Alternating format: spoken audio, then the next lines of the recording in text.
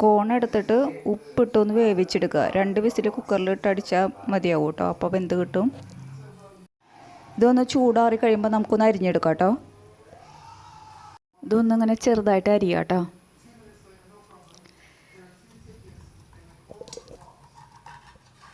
എല്ലാം അരിഞ്ഞെടുത്തിട്ടുണ്ട് കേട്ടോ.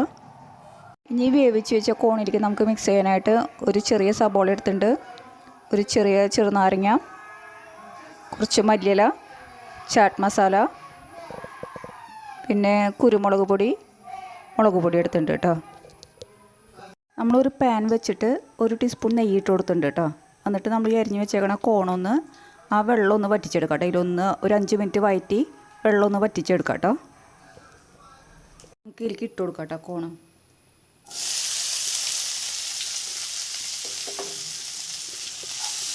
ഒരു 5 മിനിറ്റ് ഒന്നിങ്ങനെ ഇളക്കി കൊടുക്കാം കേട്ടോ. ഈ നെയ്യൊക്കെ എല്ലാവിടെയും ഒന്ന് ആവണം ഇതിൻ്റെ. അപ്പോൾ ഇത് നല്ലൊരു ടേസ്റ്റ് ആവും കേട്ടോ. ഒരു 5 മിനിറ്റ് മതി.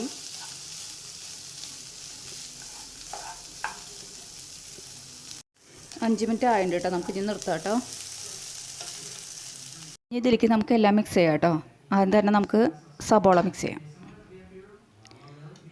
സബോള, മല്ലിയില,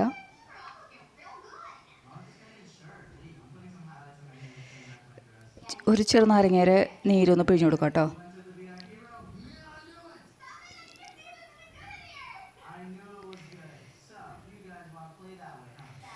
ഒരു 1/4 ടീസ്പൂൺ മുളക് പൊടി, 1 ടീസ്പൂൺ കുരുമുളക് പൊടി,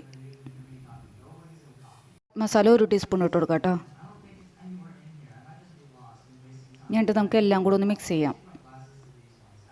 നല്ലോണം മിക്സ് ചെയ്ത് കൊടുക്കാം കേട്ടോ. നല്ലൊരു സ്നാക്ക് കേട്ടോ അത്. എല്ലാവരും ട്രൈ ചെയ്ത് നോക്കിയോളൂ. കുറച്ച് സോസും കൂടെ വെച്ചിട്ട് മിക്സ് ചെയ്യാം കേട്ടോ.